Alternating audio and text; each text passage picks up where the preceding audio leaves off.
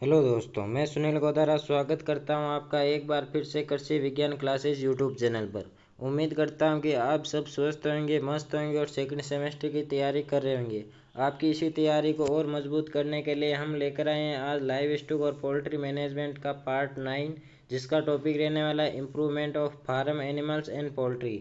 यानी जो farm animal और जो पोल्ट्री यानी मुर्गी पालन होता है उसमें को कैसे इम्प्रूवमेंट किया जा सके, यानी उसमें कैसे हम बढ़ोतरी करें और उससे ज़्यादा से ज़्यादा लाभ प्राप्त करें, ये आज का टॉपिक रहने वाला है। पिछली क्लास में हमने जो management of growers and layers के बारे में जाना था, यानी जो अंडा देने वाली मुर्गियों के होती है उनका कैसे पालन किया जाता है, और जो मांस उत्पादन के पर्पज से जिन मुर्गियों को पाला जाता है उनमें कैसे किन किन पोषक तत्वों का ध्यान रखना चाहिए और किन किन बातों का ध्यान रखना चाहिए, इसके बारे में हमने पिछली क्लास में जान लिया है।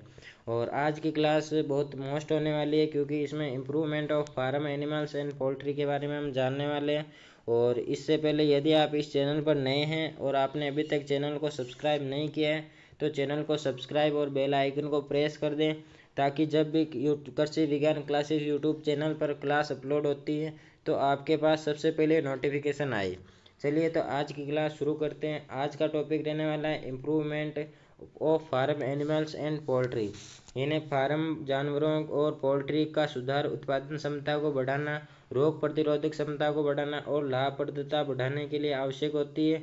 ये चयनात्मक प्रजनन, बेहतर पोषण प्रबंधन तकनीकों और उन्नत प्रजनन तकनीकों के माध्यम से किया जा सकता है, जिसमें पहला आता है जेनेटिक इम्प्रूवमेंट यानी आनुवांशिक इम्प्रूवमेंट, जिसमें पहला आता है सिलेक्टिव ब्रीडिंग, यानी कुछ चयनात्मक जो ब्रीडिंग होती है उनका ये हमें प्रजनन के लिए चयन करना चाहिए। उच्च दूध उत्पादन, मांस की गुणवत्ता, अंडा उत्पादन, वृद्धि दर और रोग प्रतिरोधकता के आधार पर श्रेष्ठ पशुओं का चयन करके प्रजनन किया जाता है। और अब हम पढ़ेंगे जो ब्रीडिंग के प्रकार होते हैं, जिनमें पहला आता है इन ब्रीडिंग, यानी निकट संबंधी पशुओं का मिलान ताकि शुद्ध नस्ल के गुण बनाए जा सके। इसमें दो जो निकट संबंधी होते हैं उन दो बेल नर और मादा का क्रॉस करवाया जाता है। और दूसरा आता है आउट ब्रीडिंग, यानी जो नर और मादा होते हैं उनमें कोई संबंध नहीं होता, वे असंबंधित होते हैं। इससे क्या होता है कि आनुवंशिक विविधता और संकर बल बढ़ता है। अगला आता है क्रॉस ब्रीड, यानी दो अलग अलग नस्लों का क्रॉस करवा कर एक नई नस्ल बनाना, जैसे मुर्रा और सुरती का आपस में क्रॉस करके एक मेहसाणा नाम की जो नस्ल बनाई है भैंस की, वह क्रॉस ब्रीडिंग से बनाई गई है। अगला आता है ग्रेडिंग अप, यानी उन्नत नस्ल के श्रेष्ठ नर पशुओं से लगातार प्रजनन कर स्थानीय नस्ल के प्रदर्शन में सुधार करना, यानी इसमें एक ही नस्ल के जो श्रेष्ठ नर होता है उससे जो स्थानीय जो गायें होती है, मादा होती है, उससे प्रजनन करवाया जाता है, लगातार एक ही नर से प्रजनन करवाया जाता है। दूसरा आता है आर्टिफिशियल इंसेमिनेशन, यानी एआई के माध्यम से श्रेष्ठ नर पशुओं का सीमन प्रयोग कर चयनात्मक प्रजनन किया जाता है। यानी इसमें क्या होता है कि फार्म में हमें नर बुल या नर भैंसा पालने की ज़रूरत नहीं होती है, इसमें के हम बाहर से नर पशुओं का सीमन मंगवा कर प्रजनन कर सकते हैं। और इसमें रोग संचरण का जोखिम कम रहता है, यानी इसमें जो रोग है जो नर से मादा तक पहुंचने का जो वायरल डिजीज होते हैं उनका फैलने की संभावना कम रहती है और आनुवंशिक सुधार की संभावना अधिक होती है। अगला आता है एम्ब्रियो ट्रांसफर टेक्नोलॉजी, यानी उच्च उत्पादन वाली मादा पशुओं से कई संतानें प्राप्त करने हेतु गायों को उपयोग की जाती है। इसमें तेजी से आनुवंशिक सुधार किया जा सकता है। और अगला आता है कि जो हाइब्रिडाइजेशन है, यानी दो भिन्न नस्लों को मिलाकर संकर तैयार करना जिससे उत्पादन क्षमता बढ़ाई जा सके, जिसमें पोल्ट्री, सुअर, दुग्ध पशुओं में यह आम तौर पर किया जाता है ताकि वृद्धि दर, अंडा उत्पादन और रोग प्रतिरोधकता क्षमता जो होती है उसे बढ़ाई जा सके, जिससे जल्दी से जो पशु होते हैं वो रोग से संक्रमित नहीं होते हैं। अगला आता है न्यूट्रिशियल इम्प्रूवमेंट, यानी जो पोषक तत्व होते हैं इनमें कैसे इम्प्रूव किया जा सके। विभिन्न वृद्धि अवस्थाओं के लिए संतुलित आहार से पशु स्वास्थ्य और उत्पादन में वृद्धि होती है। खनिज, विटामिन और प्रोबायोटिक पूरक आहार से रोग प्रतिरोधकता और प्रजनन क्षमता में सुधार होता है। इन्हें जब हम बढ़िया जो अलग अलग अवस्थाओं में उन्हें संतुलित आहार देने से क्या होता है, पशु स्वस्थ रहता है और उसके उत्पादन में भी वृद्धि होती है। और जो भी उच्च उत्पादन वाले चारे जैसे हाइब्रिड, नेपियर घास, दलहनी चारा उपयोग करना चाहिए। पोल्ट्री आहार में सोयाबीन मील और फिश मील जैसी उच्च प्रोटीन स्रोत अनिवार्य होता है ताकि अंडा और मांस उत्पादन बेहतर हो।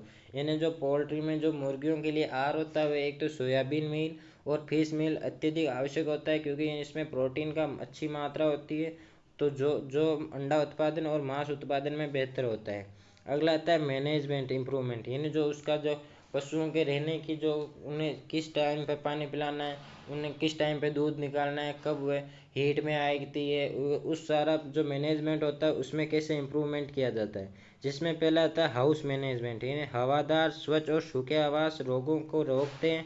यानी जो पशुओं का जो आवास होता है, जो हाउस होता है, उसको एक तो हमेशा स्वस्थ रखना चाहिए, हवादार रखना चाहिए, और उन पर ज़्यादा कीचड़ या ऐसा नहीं रखना चाहिए जिससे रोग भी कम होंगे, और वह हमेशा सामान्य जगह स्थान से थोड़ा ऊंचा होना चाहिए। डिजीज़ कंट्रोल में आता है समय पर टीकाकरण करें, डीवार्मिंग करें, और जैव सुरक्षा उपायों से नुकसान रोका जा सकता है।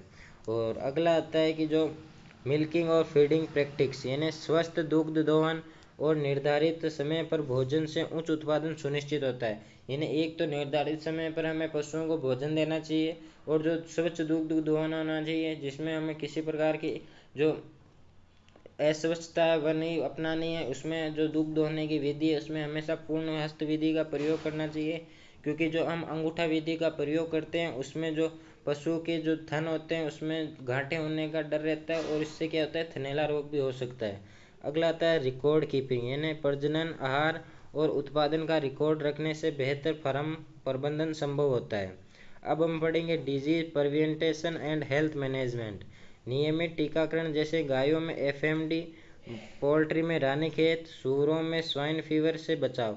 यानी क्या होता है, गायों में ज़्यादातर खुरपका मुंह पका रोग होता है, और जो पोल्ट्री यानी जो मुर्गियाँ होती हैं उनमें जो ज़्यादातर जो बीमारी होती है वो रानीखेत होती है, और सूअरों में जो होती है वो स्वाइन फीवर रोग ज़्यादा होता है। इनके लिए हमें टीकाकरण करना चाहिए, और डीवार्मिंग और परजीवी नियंत्रण से समुचित वृद्धि निश्चित होती है। और अगला है कि जो पोल्ट्री फार्म में जैव सुरक्षा उपाय अपनाकर वायरल और बैक्टीरियल संक्रमण से बचाव करना चाहिए। कचरा निपटान सही तरीके से कर फार्म की स्वच्छता बनाए रखें। रिप्रोडक्टिव मैनेजमेंट, यानी जो प्रजनन मैनेजमेंट है वह कैसे रखना चाहिए कि गर्मी पहचानना, यानी कब पशु हीट में आता है कब नहीं आता है उसकी पहचान करना आवश्यक है। समय पर प्राकृतिक या कृत्रिम गर्भाधान से गर्भधारण दर सुधरती है, क्योंकि समय पर ही हमें या तो प्राकृतिक जैसे नर का प्रयोग करके प्रजनन करवाना चाहिए, या आर्टिफिशियल रूप से कराएं तो जो सीमन होता है श्रेष्ठ बुल का सीमन लगवा कर गर्भधारण करवाना चाहिए। प्रजनन संबंधी विकारों और हार्मोनल उपचार जैसे प्रोस्टाग्लैंडिन्स और ऑक्सीटोसिन का प्रयोग करना चाहिए। प्रारंभिक अवस्था में गर्भ की पहचान से झुंड प्रबंधन बेहतर होता है। और अगला हम पढ़ेंगे जो पोल्ट्री में इम्प्रूवमेंट टेक्निक, यानी टेक्निक को पोल्ट्री में कैसे इम्प्रूव किया जा सकता है। जिसमें पहला आता है लेयर फार्मिंग, यानी अधिक अंडा देने वाली नस्लों जैसे white leghorn, Rhode Island red का चयन करना चाहिए। अगला आता है मीट प्रोडक्शन, यानी जो हम ब्रॉयलर फार्मिंग करते हैं जिनमें हम जिसका मुख्य उद्देश्य मांस उत्पादन करना है। तेजी से बढ़ने वाली नस्लें जैसे कोब 500, रोस 308 का उपयोग करना चाहिए। अगला आता है लाइटिंग मैनेजमेंट, यानी प्रकाश अवधि को नियंत्रित कर अंडा देने का चक्र में सुधार होता है, और जिसके प्रमुख रोगों जैसे न्यूकेसल, आईबीडी और मेरेक्स रोग के लिए समय पर टीकाकरण करना चाहिए। ये आज का हमारा जो टॉपिक था improvement of farm animals and poultry, ये यहाँ पे कंप्लीट होता है। आई होप आपको अच्छे से समझ में आया होगा, और आप इसके साथ साथ नोट्स भी बना सकते हैं ताकि आपको बाद में जब परीक्षा होगी तब आपको पढ़ने में आसानी हो। और इस एक महत्वपूर्ण जानकारी कि आप भी चाहते हैं कि जब भी कृषि विज्ञान क्लासेज यूट्यूब चैनल पर क्लास अपलोड होती है तो आपके पास सबसे पहले नोटिफिकेशन आए। इसके लिए आपको क्या करना है कि केवल चैनल को सब्सक्राइब और बेल आइकन को प्रेस करना है, ताकि जब भी क्लास अपलोड होती है तो आपके पास सबसे पहले नोटिफिकेशन आ जाएगा। और साथ ही यदि आपको क्लास अच्छी लगी हो तो वीडियो को लाइक और अपने दोस्तों से शेयर करें, ताकि वह भी अपनी जो बीएससी सेकंड सेमेस्टर की जो सब्जेक्ट हैं उनको अच्छी तरीके से पढ़ सकें और अपनी तैयारी कर सकें। चलिए तो जल्दी मिलेंगे अगली क्लास में, तब तक के लिए धन्यवाद। जय जवान जय किसान।